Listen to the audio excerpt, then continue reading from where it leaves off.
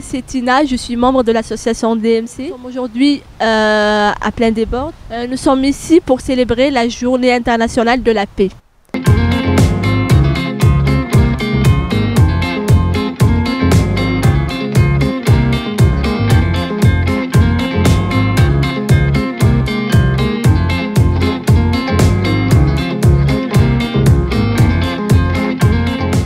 Interviewer quelques personnes pour leur demander la définition de la paix, leur vision sur la paix et l'agriculture et le lien entre les trois et la nature aussi dans leur vie quotidienne et en général.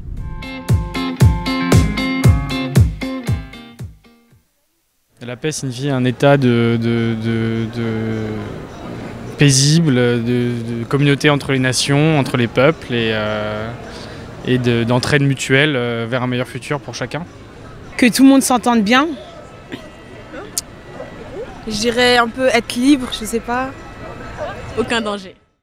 Que c'est l'unification de tous les êtres humains sur Terre dans un système qui pourrait correspondre à tout le monde. Maybe just no war and then people always can help someone each other. Yeah, then that's I think can make a peace in the world. Do you daily make some effort in order to encourage the peace in the world? No, not really. Après, moi personnellement, oui, j'essaie d'être à mon petit niveau bienveillant avec les gens et je pense que ça commence là-dessus. Est-ce que vous, quotidiennement, vous contribuez à créer la paix dans le monde en fait? Non, pas vraiment, non. Pourquoi pas? Pourquoi pas? Parce que je suis, comme tout le monde ici, le premier consommateur des matières qui forcent les gens à faire la guerre. Ouais. Quelles sont ces matières-là pour vous? Pétrole, nourriture, eau, électricité.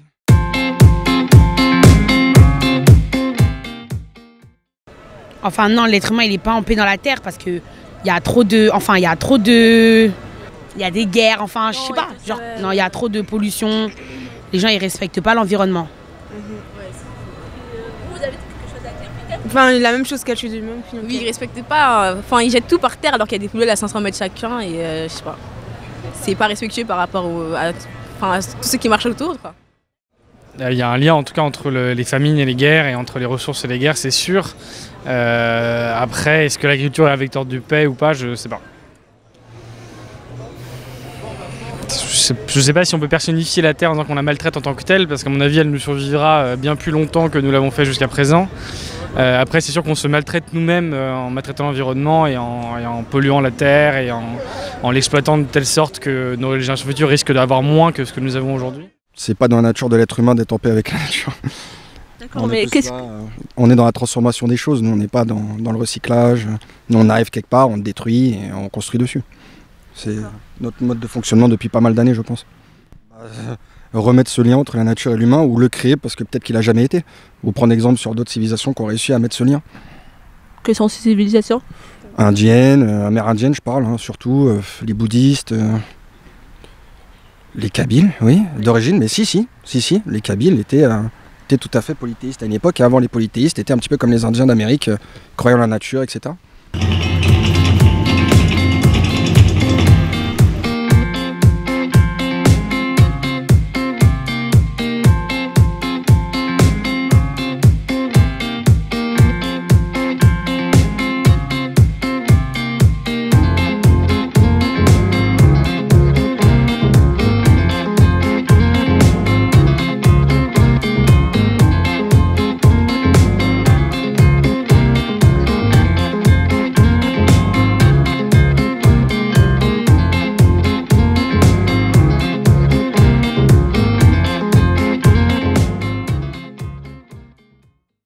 Mais la plupart des conflits aujourd'hui qui sont à l'origine de mouvements migratoires parfois massifs, et j'insiste, les mouvements migratoires massifs, c'est sud-sud. Hein.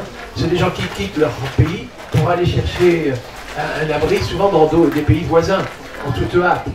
Et puis, ces malaises, ces guerres civiles qui font que des gens s'en vont, ont quand même pour cause la pauvreté, la malnutrition. On n'oubliera quand même pas qu'il y a aujourd'hui, sur les 7,6 milliards d'habitants que nous sommes sur la planète, il y en a quand même entre 800 millions et 1 milliard qui n'a pas les 2200 kilocalories par jour, qui a faim, le ventre tenaille, et les gens ne parviennent pas à trouver dans l'alimentation l'énergie nécessaire pour la dépenser dans les déplacements, le travail et les loisirs. C'est quand même ça pour plus de 800 millions de gens et 1 milliard de gens qui souffrent de carences nutritionnelles. Tous ces gens, pourquoi souffrent-ils de malnutrition et de faim? Ben, je vais vous dire, dans tous les pays du monde, France compris, c'est la pauvreté. C'est pas parce qu'on ne produit pas assez. Il y a surproduction de nourriture aujourd'hui dans le monde. Sur de nourriture, alors pourquoi des gens ont-ils faim? C'est parce qu'ils n'ont pas le pouvoir d'achat. S'il y a des SDF, s'il y a des gens qui fréquentent les restaurants du cœur, le secours populaire chez nous, c'est pas parce que la France ne produit pas assez, exporte. C'est que les gens ne parviennent pas à acheter. Il leur manque des revenus pour acheter une nourriture qui existe. Au Brésil, c'est pareil. Le Brésil, les gens qui sont dans les bidonvilles, etc., ne parviennent pas à acheter du maïs, du soja. Et vous savez ce qu'on fait du maïs et du soja excédentaire au Brésil? Ben, c'est acheté par nos usines d'aliments du bétail, ça nourrit nos cochons, ça nourrit nos volailles. Quand on disait on est dans un seul monde, hein, vous disiez ça dans votre présentation, il y a une interrelation entre tous les pays dans le cadre de la mondialisation d'aujourd'hui, mais sachez qu'il y a des pauvres Brésiliens qui désherbaient le soja, on les a remplacés par du désherbant, le glyphosate, on les a mis au chômage, ils habitent des bidonvilles, dans les bidonvilles il n'y a pas d'emploi, et faute d'emploi, ils n'ont pas les revenus, ils ne peuvent pas acheter le soja brésilien. L'association Relocalisons, les accordeurs de Paris-Belleville qu'on accueille aujourd'hui et qu'on accueillera tous les 15 jours sur notre terrain. Notre terrain, on s'inspire de la permaculture, de l'agroécologie, et là on sait que les plantes vivent, on essaie de les maintenir en vie, en harmonie les unes avec les autres. Dans la nature, c'est quand même à peu près comme ça que ça se passe. Alors après, par rapport à l'agriculture en général, on sait très bien quand même que les terres agricoles, elles ont, voilà, tout le monde est à la recherche de terres agricoles. On sait très bien que nous, des pays du Nord, on envoie tous nos déchets, ou on envoie nos poulets de très mauvaise qualité, on les envoie et ça ruine les paysans et les agricultures vivrières. Et nous, l'association Relocalisons, c'est justement contre ça qu'on lutte, quoi, en fait. Pour la relocalisation des productions, voilà, au plus près des consommateurs.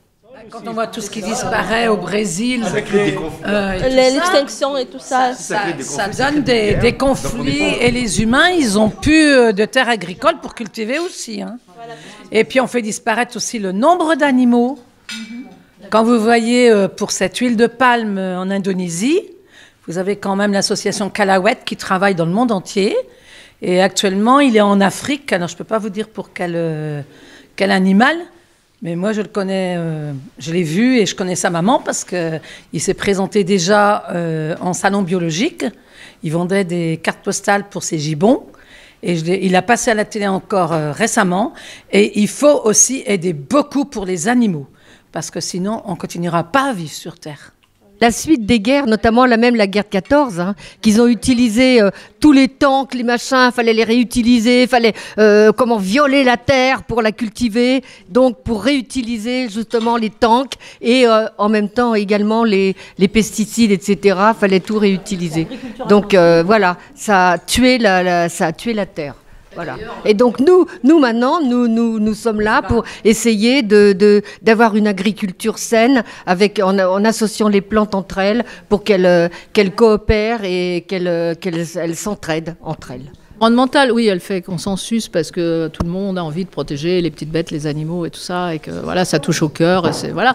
Après, il y a des causes beaucoup plus profondes, beaucoup plus politiques de la détérioration du monde, quoi, et de l'espèce humaine, puisque nous, on fait partie intégrante de toutes les espèces.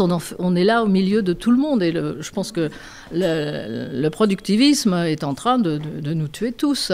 Et le productivisme, c'est quand même la recherche de l'argent et du profit à court terme, le plus vite possible, etc. Alors après, c'est beaucoup plus politique, effectivement. Il y a tout à remettre en question. Voilà, juste pour vous dire, parce que tout petit cours d'agroécologie, il y a des méthodes autres. La grande erreur sur lesquels évidemment s'appuient aujourd'hui les multinationales qui, elles, veulent vendre les graines, les pesticides, les herbicides, etc. On est bien d'accord. Mais sachez que les solutions alternatives, avec des semences paysannes, c'est parfaitement possible. Le petit cours d'agroécologie, c'est le suivant. On a besoin d'énergie dans notre alimentation. Les kilocalories, là, les 2200 kilocalories pour ne pas avoir faim, cette énergie nous vient du soleil. Et la bonne nouvelle, il n'y a pas de pénurie annoncée de rayons de soleil. Donc on va faire un usage intensif des rayons solaires pour que les plantes interceptent cette lumière et transforment l'énergie solaire en énergie alimentaire. On appelle ça photosynthèse. Et les techniques, y compris en France, qui vont nous aider à bien intercepter ça, c'est les associations de culture. Où ai-je appris les associations de culture? C'est pas en France. C'est dans les pays du Sud. La milpa mexicaine, haricots, maïs, cucurbitacées qui va récupérer les derniers rayons du soleil. Nous, on commence tout juste à mettre des lentilles entre la rangée de blé. Je veux dire, moi, dans ma Normandie, il y avait quand même des pommiers dans la prairie. Mais l'usage intensif des rayons du soleil, c'est une couverture végétale maximale et la plus permanente possible. Il faut que la plante transpire, parce que le sucre, l'amidon, les lipides, c'est des hydrates de carbone. La plante a besoin de prendre le carbone, mais la plante prend le carbone dans le gaz carbonique. Y a-t-il pénurie de gaz carbonique dans l'atmosphère? Non, c'est un gaz à effet de serre. Donc on va faire un usage intensif des rayons du soleil et du carbone des gaz carboniques. Les éléments minéraux du sous-sol, les abeilles pour féconder les pommiers, les poiriers, les coccinelles pour neutraliser les pucerons, les carapes pour neutraliser les limaces, les mésanges bleues pour s'attaquer aux larves du carpocap. À l'INRA, ça y est, hein, je veux dire, c'est pas monsieur Dufumier, écolo, barjo, je sais pas quoi, qui vendent ces trucs. La communauté scientifique, tout ça le reconnaît. Quand nous sommes dans les partages de budget, en catimini, eh bien effectivement, des chercheurs qui font la course à des publications dans des revues à comité de lecture, ben, ils disent, non, attendez, on a déjà des revues qui peuvent lire en génétique moléculaire, on n'est pas trop mauvais, on est un peu après les Américains, mais on est peut-être un peu avant les Néerlandais. Marc, tes histoires, c'est bien, tu as peut-être raison, mais nous, il nous faut publier, c'est ça qui fera notre carrière. Et plus ces chercheurs, leurs laboratoires sont financés, partenariats publics-privés, par des entreprises, tiens, les mêmes multinationales dont on parlait tout à l'heure, ben, je vais vous dire, plus l'indépendance des chercheurs diminue. Dans la communauté scientifique, le débat n'est plus scientifique. Il est, oui, non, mais si on veut publier, si on veut être les premiers au classement de Shanghai, si on veut, etc., ça n'a plus rien à voir avec ce dont on parle, rien à voir avec la paix, rien à voir avec la guerre, rien à voir avec la faim ou la malnutrition, c'est circuler, il n'y a rien à voir, on continue pareil. Non, on va encore devoir se battre. Hein. Le lien entre donc la paix et l'agriculture, donc j'ai vu un documentaire en Éthiopie et donc il y a, contrairement à ce qu'on peut penser, en Éthiopie des terres fertiles. Seulement aujourd'hui, on les donne à des grands producteurs qui les surexploitent et qui cherchent la rentabilité et qui vont chasser les petits producteurs de façon qu'ils aient le terrain libre d'exploiter. Et du coup, au lieu que ça devienne un terrain de paix et d'harmonie, en fait, ça devient un terrain de conflit, puisque les petits sont chassés, ils sont mis dans un coin et ils n'arrivent plus à vivre de la terre. L'idée de faire du pain, c'est parce que c'est le partage du pain. C'est de montrer à travers ça aussi qu'il y a d'autres formes que le capitalisme pour notre société. Et donc si on change aussi le capitalisme, on peut aussi travailler davantage sur les questions de la paix. Donc c'est le partage du pain avec l'idée d'être en paix, mais aussi de combattre et de transformer la société et à travers ça donc de gagner au niveau de la paix. Voilà. Surtout développer une agriculture un peu biologique. C'est ce qui se fait également ici au niveau de la plaine des Bordes.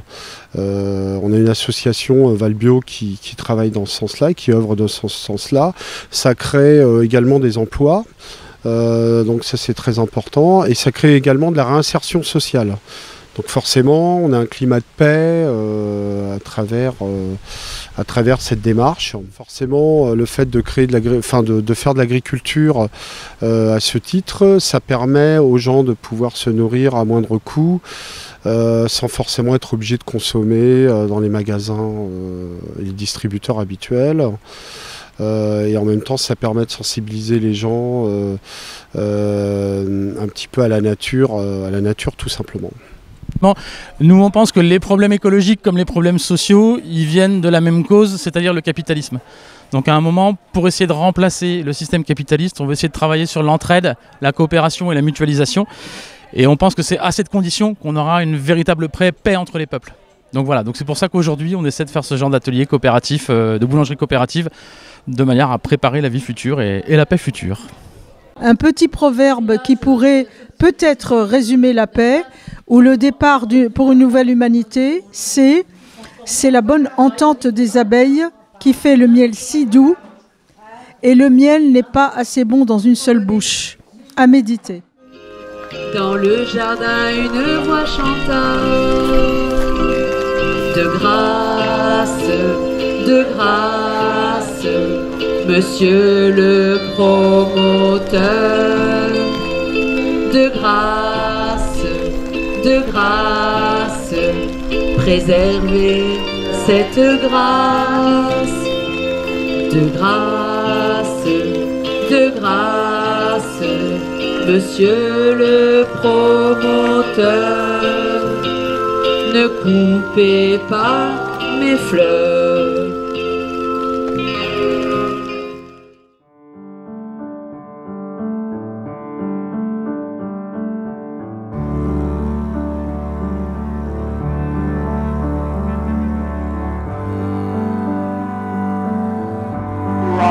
Scientific and technological genius, we made of this world a neighborhood. Now, through our moral and ethical commitment, we must make of it a brotherhood. We must all learn to live together as brothers, or we will all perish together as fools.